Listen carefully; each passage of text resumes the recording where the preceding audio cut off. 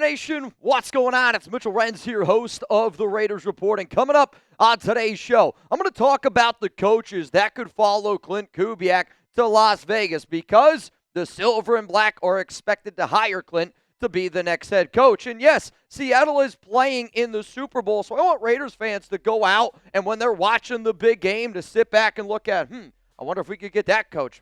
I wonder if we could get that coach. Because obviously, all eyes are going to be on Klint Kubiak, who is going to be somebody that's going to be calling the plays for the Raiders when he ends up getting hired. Now, this news cannot become officially official until after the Super Bowl. And guess what? When it does become officially official, we will go live again here on the Raiders Report. But so often in the NFL, when a coach gets hired, he brings certain candidates with him, or certain candidates follow that coach to Las Vegas. What I love about today's episode is there's going to be a lot of information, probably a lot of coaches that you maybe never have even heard about before. So the reason why I want you to hit that subscribe button, not only are we a channel that's going to come in here on a Sunday, on a day off, and give you guys the best breaking news that we possibly can. Shout out to all the real ones, the over 40,000 people that joined us yesterday. But I also want fans to be smarter Raiders fans. Not saying that you're not intelligent already, but when you're in that group of friends and you're talking about the Raiders, I want you to be able to say certain things, and your friends are like, oh, wow, how'd you hear about that? Tell them you heard about it from Mitchell Renz, host of the Raiders Report, because if you talk about the coaches today, I guarantee you this, you're going to be the smartest Raider fan in your friend group. Let's talk about now some of these coaches, because guess what? I got 9 coaches that I believe could potentially follow Klint to Las Vegas. The first name we're going to bring up is somebody that I brought up multiple times on this show. It's Jake Peetz, the offensive pass game coordinator right now for the Seattle Seahawks. He worked underneath Nick Saban, has worked underneath Sean McVay, which he actually just signed a contract extension. Mike McDonald right now, the head coach of the Seattle Seahawks. But what's really interesting about Peetz is he's followed Kubiak to multiple different spots. That's going to be something that I think about. Also, with the Raiders in 2015, 2017, he was the quarterback coach, assistant quarterback coach, senior assistant. And the reason why that's really important is because when you look at Derek Carr was a rookie in 2014. DC's best year, 2015, 2016. That's what Jake Peetz helping him out with the Raiders. I know Mark loves bringing people back, and this is going to be an organization that's looking at some new candidates. I wonder if Jake Peetz could be a name to keep in mind for our next OC job. Let's go to another candidate here, Andrew Janocko, the quarterback coach for the Seahawks. And this is somebody where if the Raiders bring him in, could be an OC candidate to keep in mind. And I say that because he was with Kubiak in Minnesota from 2019 to 2021, with New Orleans in 2024, obviously with him now. Quarterback at Pittsburgh, and he's been coaching since 2011. So you're looking at somebody who's got a lot of coaching experience, also was a quarterback himself at Pitt, so you're playing at least at a high level. If I'm Klint Kubiak and I know I'm going to draft Fernando Mendoza, I want my OC, I want everybody working around Mendoza to be somebody that I trust. Andrew Janocko following Klint as many times as he has, I think that shows that that's a Klint guy. Let's go to another name here I'm going to bring up, John Benton.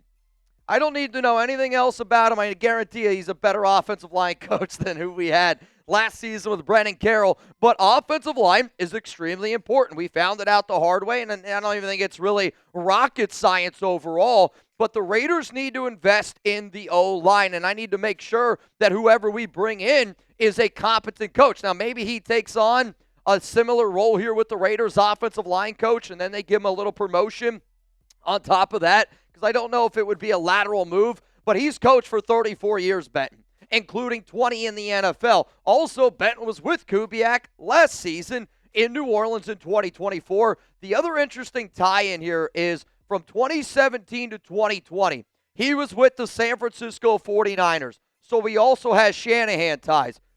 You guys know how much I love Kyle Shanahan's coaching philosophies, and I think a lot of y'all know that if you're trying to implement a running game, finding people that have ties with Shanahan know how to implement a running game. And sure, we talk a lot about Mendoza. We talk a lot about Kubiak being able to throw the rock. With Ashton Genty, with what we have, it is at the utmost importance that we bring in people that can get this ground game going, which is why let's talk about Rick Dennison, run game coordinator here for Seattle. He's up there in age. Out of all of these coaches that I'm going to talk about, Dennison is one of the older names, no doubt about it. He was with Kubiak, though, as a senior offensive assistant in 2024 with the Saints. Also, he was with Klint from 2019 to 2021 in Minnesota as an offensive line coach, run game coordinator, and a senior advisor. If I'm being 100% honest with y'all, I think that this is going to be somebody that Klint wants to bring with him, and I'm going to say it's going to be kind of like the Joe Philbin role, where he was a older coach, very well respected, and when you're a first-time like head coach like Klint, it's important to bring people in that you trust, that also have been around the game, and I think also demand respect from some of these young players. What's also interesting, Klint was the offense assistant for Dennison when Dennison was the Broncos offensive coordinator in 2016. Who knows? 10 years later, could be a full-on, I don't know what's the right terminology, full circle moment. Yeah, shout out to Chugs for that one. So let me know down below, are you rooting for the Seahawks to beat the Patriots because of Kubiak? I say this simply because, I remember Wild One was like, you can't root for Seattle. They were our old school rivals.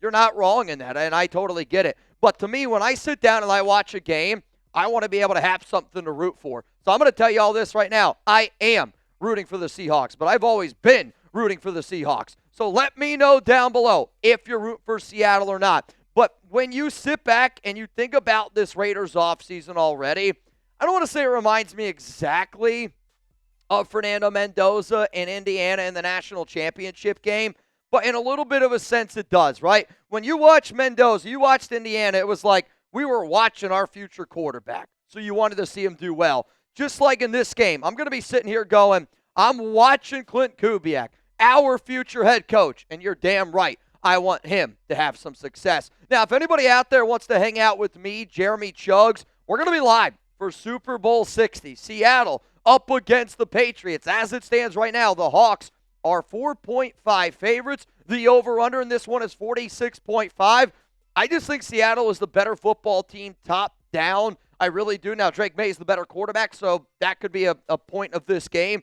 But my bigger point of this is this. If you plan on watching the Super Bowl, make sure you're subscribed because we're going to be hanging out. We're going to be throwing a party here on the Raiders Report. Let's go to the next candidate here that I believe Kubiak could potentially bring him to Las Vegas. Justin Outten, a run game specialist / assistant offensive line. I talked to our Seahawks host here at Chat Sports, Will Ortner, and he told me that Outten deserves a lot of credit because he took over in Week 9 and was a big reason why the Seahawks had a lot of run game success. I've talked to a few people around the Raiders since the news has come out that Klint is expected to be the next head coach of this team.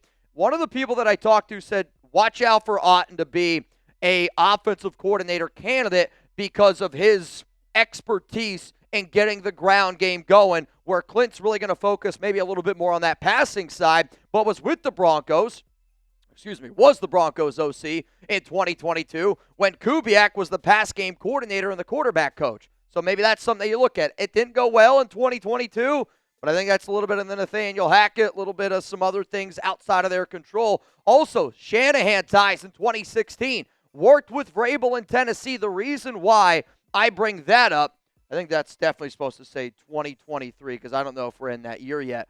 But I say the work with Vrabel, one, Derrick Henry had a phenomenal year. You also know for a fact that Tom Brady showed interest in Mike Vrabel last season. Now, obviously, Vrabel went to New England. That was the route that they were going.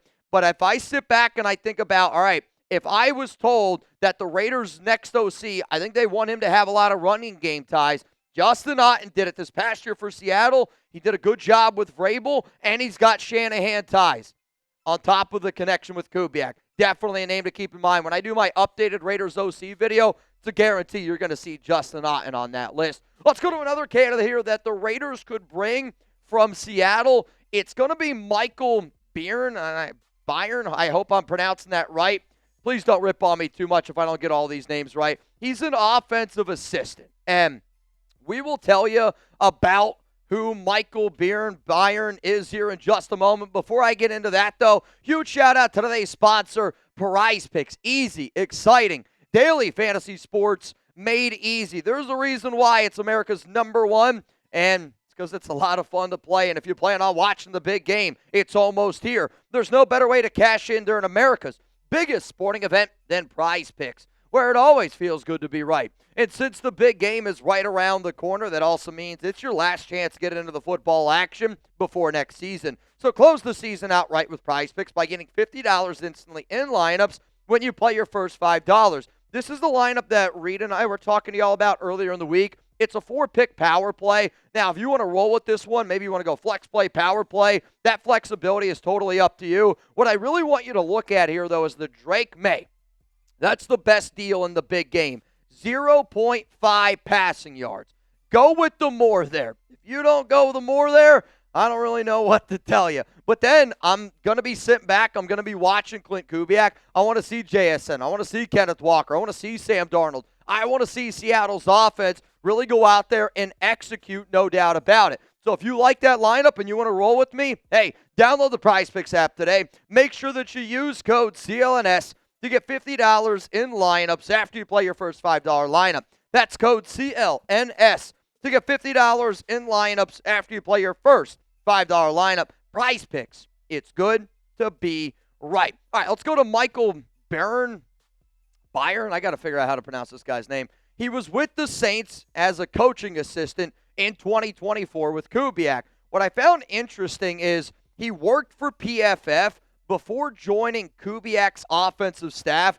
I bring that up because there's been a lot of times some rumors out there that obviously you don't have to be in the football game to understand football, which I kind of feel like I resonate with that. I played baseball my entire life. I never even played football, but I do feel like I know this Raiders team very well, and I like this because this tells me Kubiak's about ball. And at the end of the day, he's about relationships because he worked with Kubiak at Texas A&M from 2010 to 2011. So they became friends then, ripped him out of the PFF spot, and took him to New Orleans. He's right now in Seattle. That tells me this guy's going to be following Klint Kubiak to the Las Vegas Raiders. Coming up next year, though, all those people that I mentioned, a lot of offense, a lot of offense.